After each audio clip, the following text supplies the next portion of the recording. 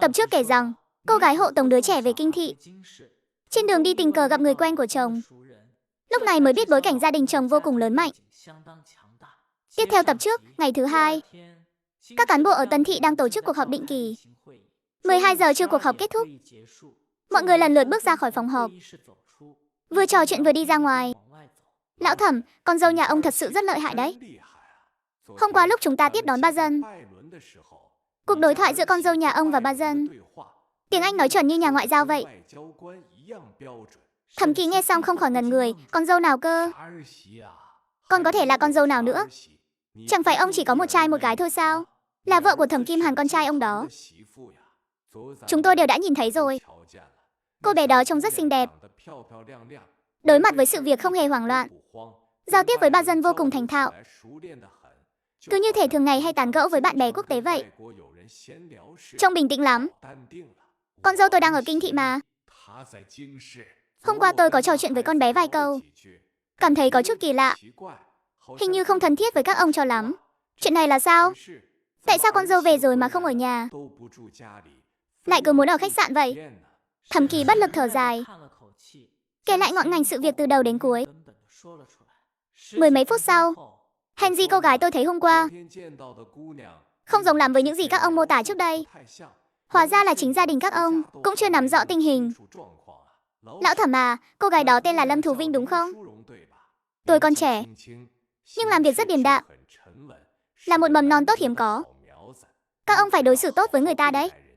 Chuyện đó còn cần ông phải nói sao? Cả nhà chúng tôi đều rất hài lòng về đứa trẻ này. Tuy rằng vẫn chưa gặp mặt, Bát đều đã đi thăm dò rồi. Phẩm hạnh của đứa nhỏ này, tính cách và năng lực đều không có gì để chê. Thẩm Kỳ vừa mới học xong, vội vã trở về nhà. Con dâu tôi đang ở trong thành phố. Vậy chúng ta không mau đi đón con bé về sao? Tôi cũng muốn lắm chứ. Hôm nay đã phái Tiểu Trần qua đó rồi, nhưng người ta đã trả phòng từ sáng sớm, cũng chẳng biết đã đi đâu. Chúng ta lại không có địa chỉ của con bé, hoàn toàn không liên lạc được nữa. Vội cái gì, đừng làm con bé sợ. Lần đầu gặp bố mẹ chồng, con bé lại đi một mình, chắc chắn sẽ thấy ngại.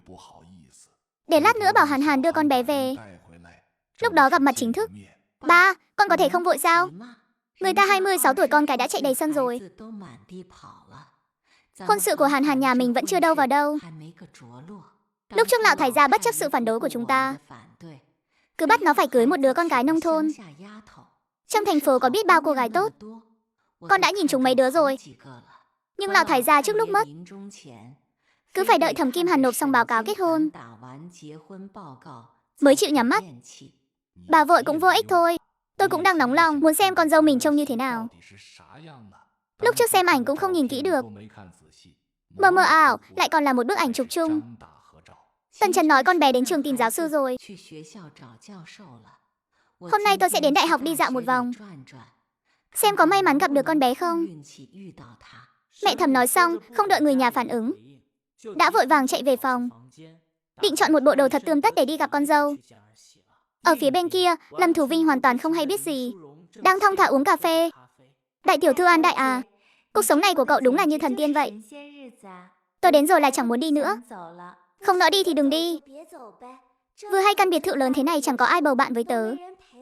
Tớ cũng muốn ở lại cái biệt thự này với cậu lắm. Suốt ngày đối diện với những đồng tiền lạnh lẽo trong kết sắt. Nhưng không được rồi. Tớ kết hôn rồi, còn phải đi bồi đắp tình cảm với chồng nữa. An Đại nghe vậy, kinh ngạc trợn tròn mắt, vẻ mặt đầy vẻ không thể tin nổi. Cái gì cơ? Cậu nói cái gì? Cái trắng của bà đây bị con lợn nào uốn mất rồi? Bản thân bị ép kết hôn từ 2 năm trước. Chuyện này cô ấy chưa từng nói với ai, nên chỉ có thể từ tốn giải thích về trải nghiệm này. Thật ra thì quân nhân cũng khá tốt. Hơn nữa cậu cũng nói rồi, cái anh họ Thẩm đó trông cũng được, lại có tinh thần trách nhiệm, gia đình lại làm quan, điều kiện khá tốt đấy chứ. Có cơ hội thì hẹn anh ta ra, cùng nhau ăn một bữa đi. Chuyện đó là đương nhiên rồi. Đợi khi anh ấy đến kinh đô, tớ sẽ dẫn anh ấy đến chặt chém cậu một bữa ra trò. Sao lại là tớ mời khách chứ? Chẳng phải nên là đối tượng của cậu mời sao? Anh ta mà mời thì một bữa của cậu không khiến người ta nghèo rất mồng tơi à? Người ta một tháng chỉ có 150 đồng tiền phụ cấp thôi, mà một bữa của cậu đã tốn 500-600 đồng rồi, lại còn nhất định phải đến nhà hàng Tây cao cấp. Vậy thì thôi đi, vẫn là để tớ mời khách vậy.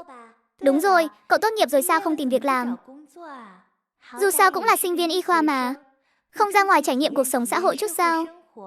Gì chứ, Linh mới vừa tốt nghiệp chẳng đáng giá chút nào đâu. Tớ có hỏi qua rồi. Tiền công 1 tháng chỉ có 40 đồng thôi. Tớ chẳng thèm đi đâu. Tớ chỉ là muốn lấy cái bằng tốt nghiệp đại học thôi. Không có việc gì thì ở nhà nằm vẫn thoải mái nhất. Tuy là hơi nhàm chán một chút, nhưng mà tự do. Được rồi, nằm nhà cũng tốt. Mỹ phẩm dưỡng da của tớ bán hết chưa? Nhân lúc thời gian này, tớ có thể làm thêm một mẻ nữa trong biệt thự của cậu không? Hết sạch rồi. Tớ đang tính hay là chúng ta mở một xưởng mỹ phẩm đi. Tớ bỏ vốn, cậu đưa công thức. Chủ yếu nhắm vào khách hàng cao cấp thì sao? Cậu phụ trách nghiên cứu sản phẩm mới. Tớ phụ trách mảng sản xuất. Thuê nhân viên về đào tạo rồi làm việc. Lợi nhuận chia theo tỷ lệ. Trung y của cậu giỏi như vậy, hiệu quả dưỡng da bằng trung y chắc chắn sẽ rất tốt. Cậu nói nghiêm túc đấy chứ? Tất nhiên là nghiêm túc rồi. Nhà tớ vốn làm kinh doanh mà. Tớ nhạy bén với tiền bạc lắm. Thời buổi bây giờ, kinh tế đang dần phát triển rồi. Xã hội tương lai chắc chắn sẽ ngày càng phồn vinh hưng thịnh. Điều kiện tốt lên thì nhu cầu tự nhiên sẽ cao thôi. Thu Vinh của tớ ơi, cậu phải suy nghĩ cho kỹ vào. Nếu cậu cứ đi làm thuê cả đời thì chẳng bao giờ kiếm được tiền lớn đâu. Chỉ dựa vào mấy đồng lương chết đó thì không bao giờ ngóc đầu lên nổi đâu. Hiện giờ có cơ hội tốt như vậy, hai đứa mình không hợp tác làm ăn thì phí quá. Với lại anh trai tớ có quan hệ rộng. Chúng ta cứ làm thử xem sao. Dù sao tớ cũng nhiều tiền. Lỗ thì tớ chịu, lời thì chia đôi. Đại tiểu thư à, tớ cầu còn không được ấy chứ. Tớ cũng đang có không ít ý tưởng đây. Chẳng hạn như mặt nạ, mỹ phẩm chăm sóc da, nước hoa hồng, sữa dưỡng, tinh chất, tớ đều có ý tưởng cả. Nhưng nếu chúng ta mở xưởng, có phải là cần phải đăng ký kinh doanh, tìm mặt bằng, còn phải làm tốt công tác bảo mật cho nhân viên nữa. Công thức của chúng ta không được để lộ ra ngoài. Thế nên nhân viên phải được chia thành các bộ phận khác nhau. Mỗi bộ phận phụ trách một quy trình riêng biệt. Cứ như vậy, Lâm Thù Vinh và An Đại trò chuyện suốt 2 tiếng đồng hồ. Cả hai tâm đầu ý hợp, quyết định cùng nhau làm ăn.